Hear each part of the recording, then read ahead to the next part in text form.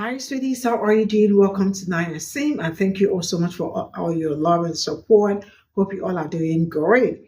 I came across a video about white guilt and why he is mad about white guilt. And he went further to explain why he is mad and how he moved into all black dormitory and how he joined Black Lives Matters movement and how he went for a class trying to understand what, like he has some thoughts that he never knew that there are race disease and all that. That he probably started anti-blackness movement without deconstructing. And that is also one of the problems some of them do. Some of them do not even deconstruct their racism or anti-blackness in them before, because there is also a step to everything you do, right?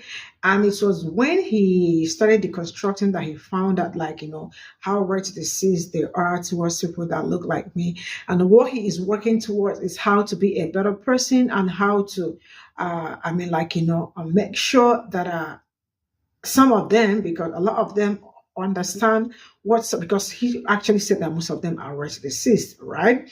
I really do love his transparency because he's very transparent and honest about the whole thing, his struggles, and expressing his feelings and how he felt for Black people and the rest of it.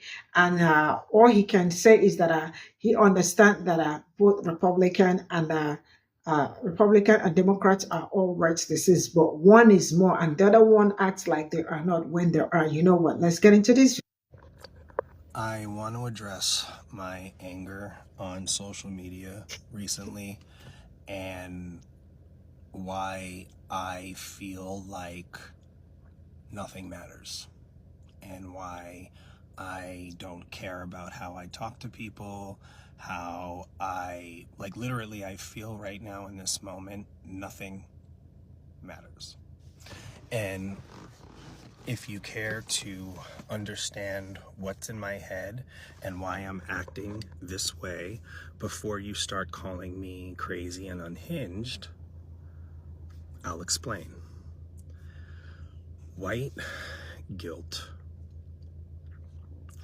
I first experienced white guilt when I was in middle school watching The Color Purple with my classmates. And I realize now that going to school in Teaneck, New Jersey, was such a unique experience for white people in this country because of its rich diversity, ethnically, racially, and really in terms of money. I mean, we had $1 million homes, and then we also had project housing. So yeah, Teaneck was a really good microcosm for the world. And I realized how unique that experience was. I further went on to college to go to school in an all-black dorm. And I also realized that experience is very unique for white men in this country. And with all that lived experience as a white person, I still had racist thoughts without knowing it, because they were not KKK thoughts. They were more like assumptions, judgments. I considered myself a good person, but I did not do the deconstruction of white supremacy to understand that things that I was thinking is due to the systems around me. So when BLM happened, I took anti-racism very, very seriously. I literally took a online Zoom class for 6 weeks with tons of reading. And my anger comes from white guilt today in 2024 that white people still choose ignorance, still choose racism.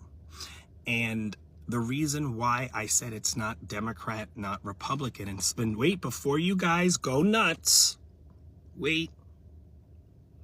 Racism is not exclusive to only Republicans.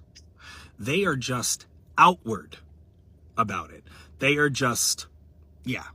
But the Democrats, we are racist too. We just dress it up better. Case in point, there was a white Democrat who calls herself a feminist, and in her comments to one of my recent posts, she said something to the effect of racism isn't even going to be a problem anymore because white people aren't reproducing and we will be done by 2040.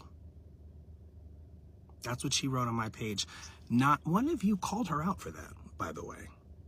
You were agreeing with her because I happened to say something about Trump, and so everyone was attacking me. What she said was racist, and that's my point.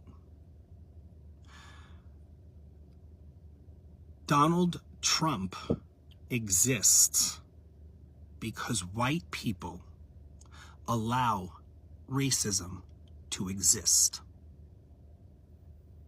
If you are a white person and you've done anti-racist work, whoop, whoop, all right?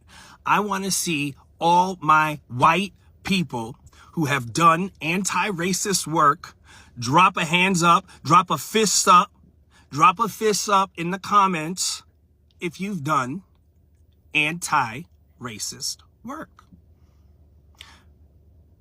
You are going to see it's a minority of white people.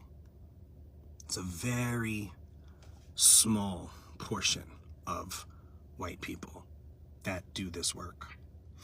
And so my point to you is that racism is not exclusive to political party lines. And it is our white people's collective racist energies that contribute to the existence of people like Donald Trump. White people should have stopped him dead in his tracks in the 80s when he took out that full-page ad against the Central Park Five. But instead, white people drank the Kool-Aid, and we persecuted 5 innocent black boys for no good reason, other than they were black. So when I talk about the ills of our society, I'm talking about this. And no Democrat or Republican is going to fix what I now see as the true ills of society. The fact that racism even exists in 2024 is just beyond me. So I get mad and I get angry. And it has turned me to being an extreme radical leftist. I only want black radical leadership. I want black radical leadership. I want Malcolm X for president. That is how I feel. And if you want to call me crazy, if you want to say I'm unhinged, I don't care. Because the work that needs to be done on planet Earth is the reckoning within our hearts and minds for how we go about thinking about each other, treating each other, hating each other for the just because of identity, sheerly because of what you are on the exterior. racist thoughts without. I really want you to go and watch his whole video. It's long and it's worth it. And I really want you to wait until the end because what he would like to do about the problems he's seeing is interesting and inspiring to see a white man say. Why I want you to watch this is because he is describing the process of deconstructing his own racism, which is what I'm always asking white people to work on. It's a process, and we're never, ever, ever totally done, in my opinion. This is not work that you're like, okay, cool, I'm done, on to the next thing. It is continual, and every single day, if you work on it with intention, you can get better. But then there's always something that will bring it right back, and you go, oh yeah, I have more work to do. Okay. But he really describes his process and how he thought he was a good person. He's a Democrat. He's on the right side of things. He can't possibly be racist. And then he realized, oh, being racist doesn't mean you're putting on a KKK hood and, marching down the street, or you're in, Nashville last weekend doing all that. It's the subtle things. It's the thoughts. It's the assumptions. And he talks about how he went through that and what he did and what he continues to do. And it's a really good lesson in how we need to be introspective and think to ourselves, why did I make that decision? Why did I think that thing? Why did I make that assumption? And once you realize it, it's not difficult to go, oh gosh, I was thinking that because of their race, but that has nothing to do with it. And what was I thinking? It becomes so obvious. But we have to stop, and we have to give ourselves the time to be intentional about figuring it out. And then we have to not be all self-loathing about it. Listen, it's a process. You cannot live in this country and not be impacted by the white supremacist culture that we have been brought up in. And I don't say that to say it's not your fault, but it's not, until what is your fault is when you hear, oh gosh, I'm hearing about Black experiences in this country, and that's not true. They're not really experiencing that. No, you have to listen to people, and you have to accept what they're saying as their truth, and understand, oh, there might be something that I can do about that, which means deconstructing it for yourself. But the fact that you were brought up in this country where every single thing on the media, in books, in textbooks and literature, white is put at the top. There is a hierarchy, and everyone is striving to be that person. And that is the only model that is correct and right, and how you will be accepted and how you will prosper. And that has been internalized by all of us, not just white people, all of us. Anyway, we'll talk more about that. That's a whole other conversation that we could have. But listen to this guy. He's a good guy, and he is doing the work.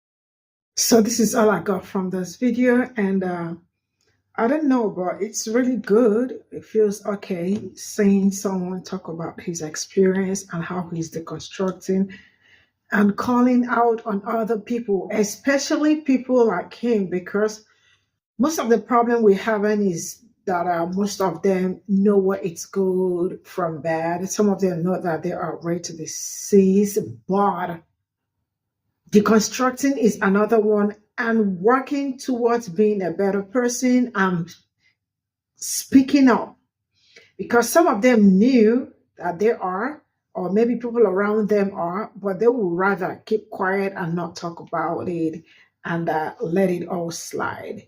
There are sometimes I sit down, I am like, how did we get there? I mean, like, how did we get to where we are to the extent that everybody has something not nice to say about us? Everybody, majority people are not nice towards people that look like me, but it is what is something a lot of people, should I say, Black people, they have learned to live with it and not think about it, just moving on and working towards being a better person or working towards being better people and all of that.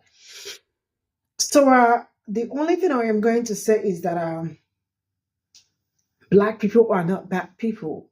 I do not know how the world convinced them, or how the world convinced themselves, or how they convince themselves that we are savages, or how they convince themselves that we are not worth being treated nicely, or we do not worth anything, or we do not worth any good thing, and all that. I mean, it is really very deep, but what can we do? Well, the best we are trying hard so far to do is to dismantle the system, because most of them are not even looking for a way to deconstruct or looking for a way to be allies, because some of them are banking on the fact that they have that color, or I mean advantage over us, and would not want to lose that, because I have really heard so many of them talk about it. So if we lose this, what do we have? What are we going to back on? What are we going to what will make us more superior? I think that what will make us more superior. So probably finding out that nothing will make them more superior, or nothing will make them more better and all that. So they are holding on to that because they feel like it's a huge power that they are holding on to, and they have to hold it so good. I love he's transparent. I love the fact that he's transparent. And I love the fact that he's calling on his own people to do the job, because we are tired of talking. We are not talking anymore, and we are not educating anybody anymore.